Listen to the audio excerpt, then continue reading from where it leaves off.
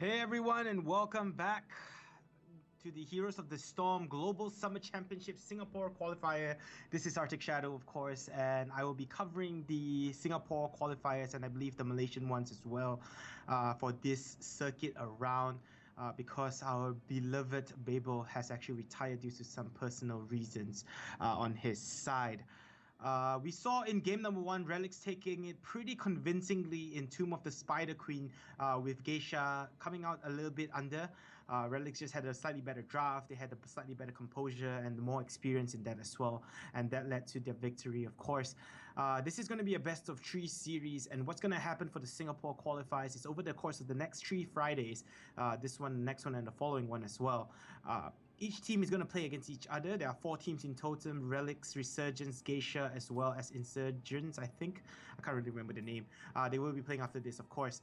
They will be playing against each other in best of 3 series, and the top 2 teams will advance into the C regionals, which will be sometime next month.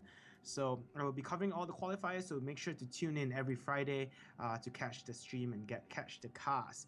The draft is about to begin. I believe it's already begun, so let's jump straight into this.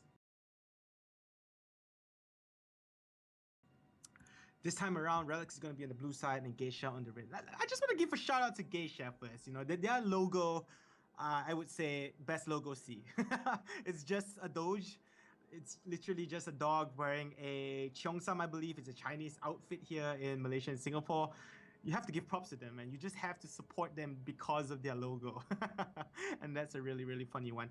So yeah, jumping straight into the draft right now, we see Relics banning out the Kael'thas. We saw the Kael'thas do quite a bit of work for Geisha in the previous round, and that's probably why they actually banned this out. Speaking of that first, let's take a look at the map. It's going to be Cursed Hollow. So one of the biggest maps in, if not the biggest, in the Heroes of the Storm universe. And for those of you wondering as well, Tracer has been released, but it's not allowed in the competitions right now. He is banned out for 3 weeks, so I believe he'll only be made available in the finals. So we might see some Tracer in the C regionals, but I'm not sure if the finals for the Malaysia will be available as well, but the C regionals definitely, I think.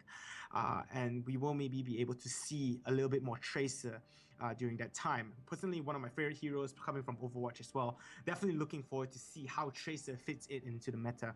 One of the best solo 1v1 heroes, and just really, really fun to play. So for those of you who haven't tried it out, definitely get on to Heroes of the Storm and try out that Tracer. And for those of you who haven't, make sure you buy it and try it out. So yeah, jumping into the bans and the pickups real quick. Relics here banning out ETC and Kael'thas. They picked up the ETC in the previous round, which definitely worked to their advantage. I think this time they're going with a slightly different type of draft here, which is why they have decided actually to ban out the ETC. We do see them banning out the Kael'thas again as maybe a respect ban towards Geisha. And picking up the Troll and a very important hero on this map, Falstad. Falstad with his mobility, able to zip across all the map, like a zip line. Definitely a really, really strong hero on this map, and very mobile, very easy to get and disengage into fights. So he's going to be able to push out those lanes really quickly as well. Over on Team Geisha, though, we see the bans being Illidan and again Uther. They have banned out the Uther twice now. They just do not want to deal with this Paladin and his holy light. They're just a devil team maybe. But yeah, being the symbol being a dog, maybe that's why they just don't like the Uther, because he can be quite a bit of a dog hero sometimes with the amount of heals and his blessing. His divine shield coming out from him. He's really, really annoying to deal with as well. So Uther being banned out here along with the Illidan. Maybe they just want to ban out the Illidan. Not too sure if Relics has a strong Illidan player. Maybe that's the reason why he's been banned out both games, or it's just they do not want to deal with an Illidan. Again, as I don't know too much about these teams, forgive me for that. But looking at picks from Geisha, we see them picking up Li Ming. This time it's going over to Team Geisha. Zagara is going to be picked up as well, so he's going to be able to keep those lanes pushed out, and I expect him to go towards the bottom. And Rega as well. Going to be picked up by Geisha. So we're going to be able to see some Rega plays. Rega, one of the better support, not better, but one of the strong supports after the tweaks that were done to him. Definitely looking forward to seeing him in action here. He was picked up quite a bit in the previous circuit as well. Either that or he was just banned out. I remember a point when he was just banned out every game or picked up first picked at one point. But I think for the Malaysian qualifiers especially, every region, of course, has their own type of meta. But we would say that maybe Singapore is slightly ahead from the other regions. As Babel would say, as in the wise words of King Babel, he would say that Singapore has always been slightly ahead of the region, and that was why the shock loss to Renovation, who beat them out in the C region, was so shocking. In fact. And yeah, over on Team Relics, they pick up the Malfurion again. Yes, I love this. Malfurion, I feel, is a really underrated support, and I definitely want to see him being picked up more. Muradin going to be the next pick as well. It's either Muradin or ETC for Relics here, definitely. And since they banned out the ETC, they definitely go with the Muradin. Geisha picking up the Johanna as their fourth pick. They seem to like this Johanna. I think they just like the fact that he's just so tanky up front. And he's able to sustain quite a bit of damage, though we did not see him do much work. And his blind here in this game, I guess it's only going to affect Muradin and Troll, not that much as well. Relics hasn't really picked up their heavy damage dealer. They do have the Troll for quite a bit of sustained damage as well, but they don't have any burst damage right now. Taking a look at the Team Relics, quite a bit of sustained damage coming up from Troll, Falstad, and Muradin, but no burst so far. And the final pick for Geisha that we see is going to be, in fact, be the Diablo and Abathur. Interesting. Abathur is actually going to be picked up here. So this is one of the first few times I've seen Abathur being picked up in a competitive game. Personally, on myself, I believe he was picked up in the previous circuit in one of the Thailand qualifiers as well. But yeah, definitely really, really interesting to see Relics. The full lineup going to be Abathur, Muradin, Malfurion, Falstad, as well as that Troll.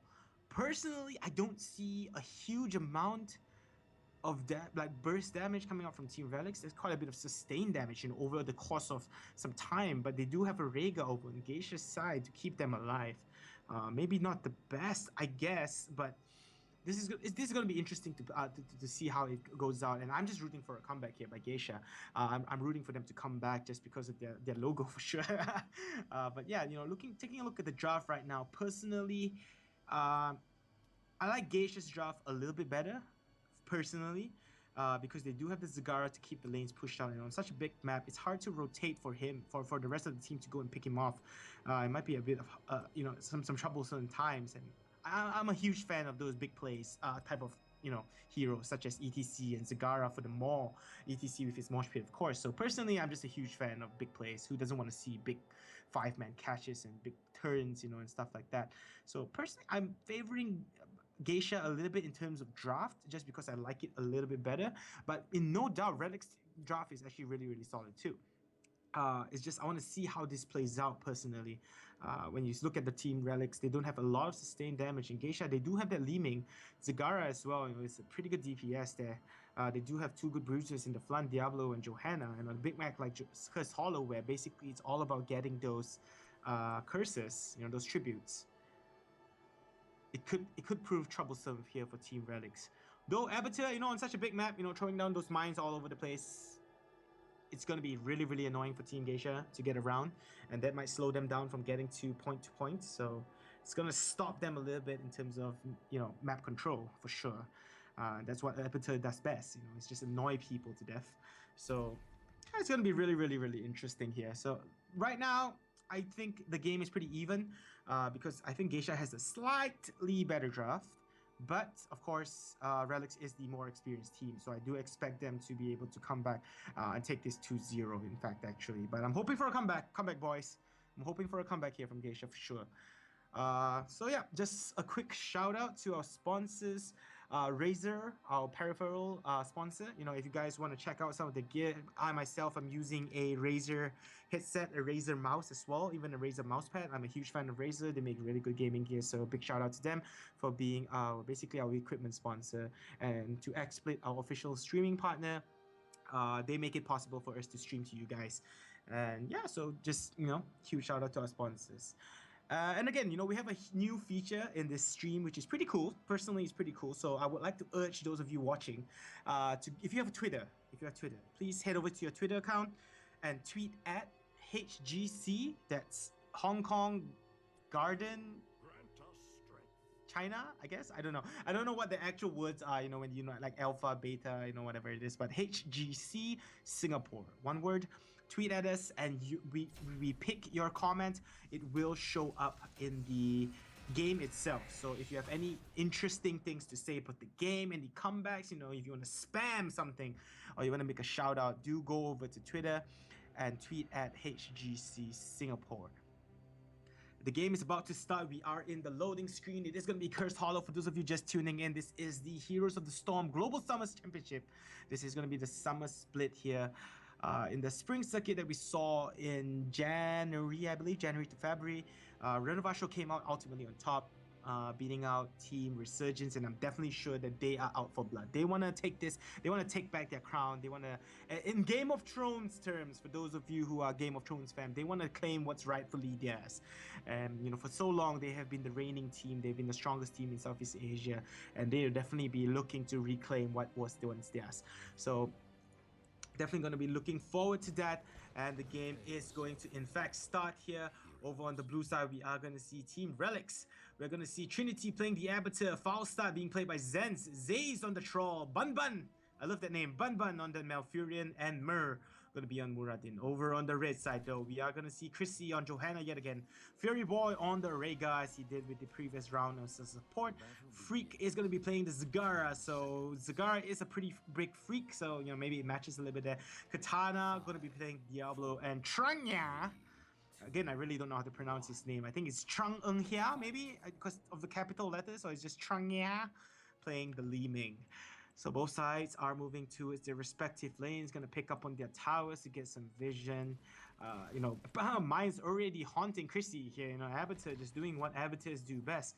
It does look like Malfurion is going to be going to the middle lane, and he's going to have a pretty hard time alone. Zaze and Mur are going to head towards the top with the Troll, and Muradin maybe trying to catch someone off as they go towards the top. We're going to see Falstad at that bottom, probably going to go up against Diablo, as he does look like he's making his way towards the bottom. Zagara, he could be in some trouble here as Muradin waiting in the corner, gonna get the stun off. Mur coming in at the side as well. They lock him in. Nice early kill, but look at the damage that Zagara does in the output, and Zay is just dropping to half HP. Really well done there by the blue side, by Relics. It's almost as if they knew that Zagara was gonna come into that bush right there. They were waiting right there for him.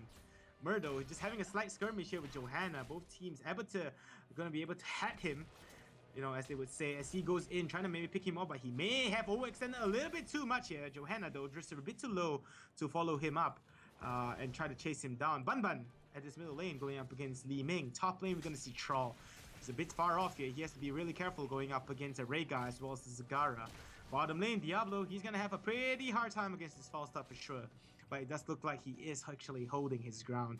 You know, some spam, you know, as we see here now, Shadow Charge into overpower by Katana. Just takes Zane's down really, really low, but Zane turns around, trying to take Katana down, but that's going to be all, as Katana probably just going to be able to get back to the walls. Get back to the walls, Katana, and Tappy. Middle lane, we see Chrissy joining up with his partner, Li Ming, at that middle to try and take on that Malfurion, but nothing much that Malfurion even poses a threat. He's just going to be there to soak EXP, of course. Rhaegar at the bottom, trying to set something up here onto his sense.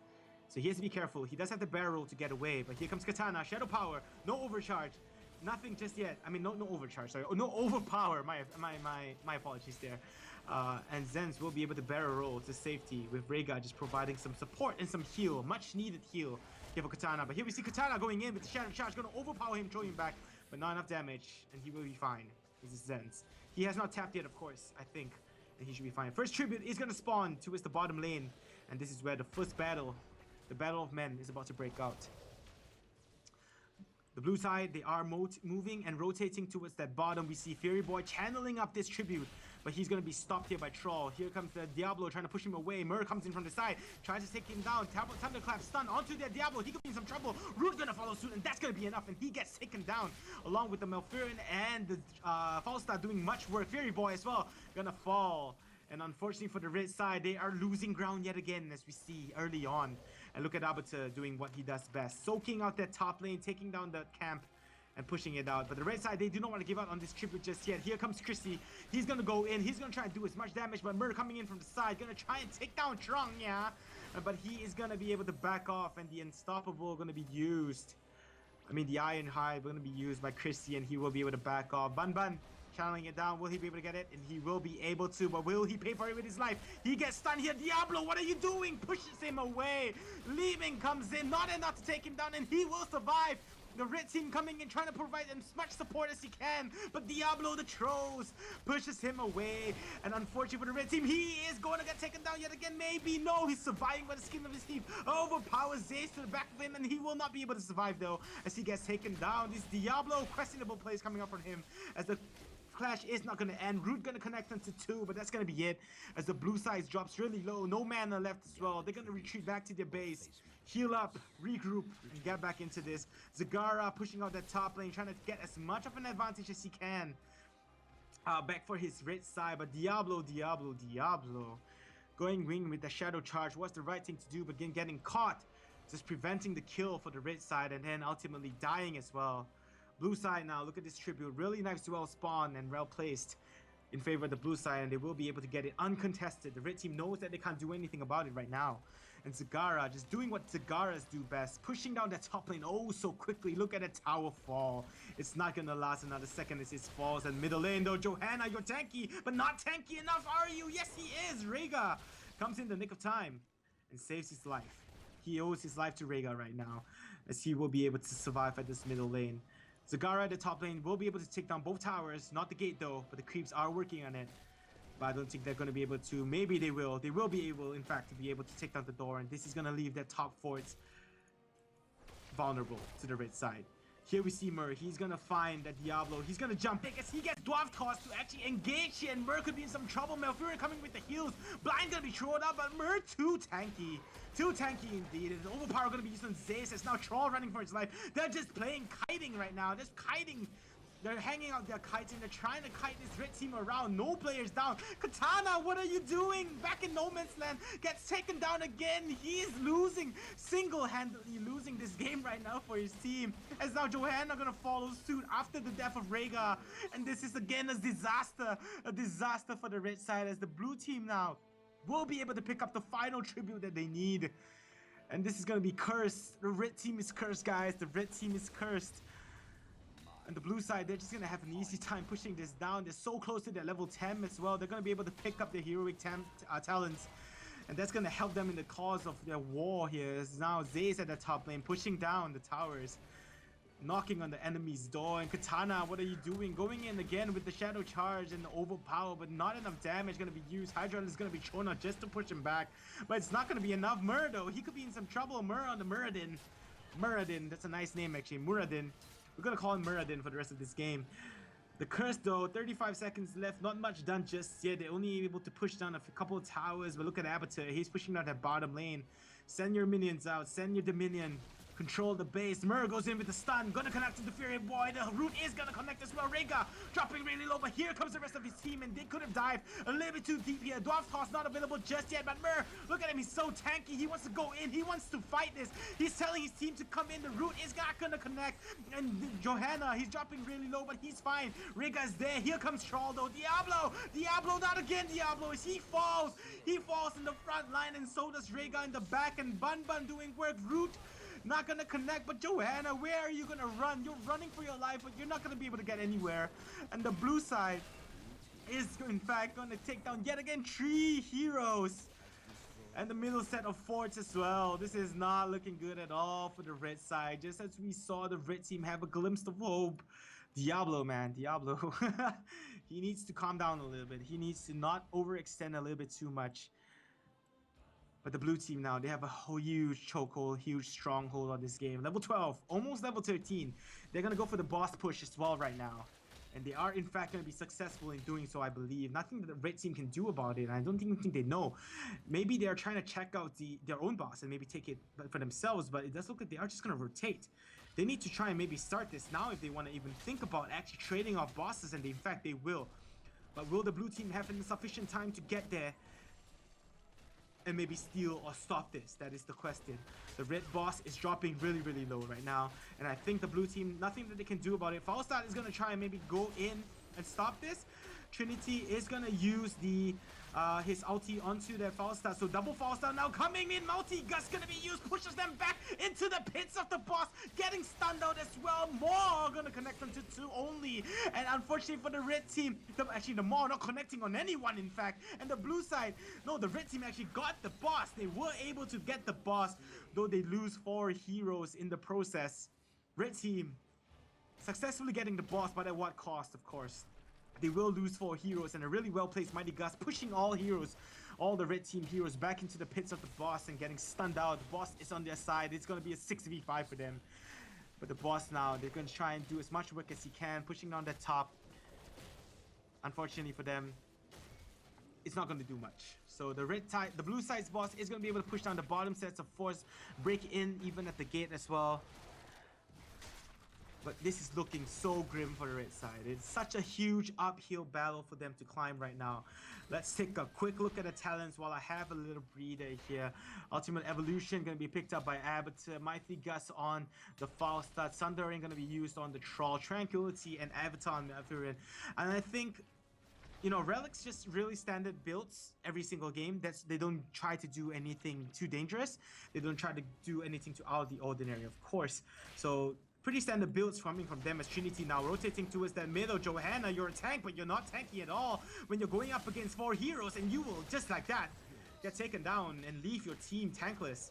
Trinity, you know, he's just an illusion, so he's gonna fall, and that's fine. But Johanna, man, you're tanky and all, but it's not enough. And your Relics having a huge stronghold on this game.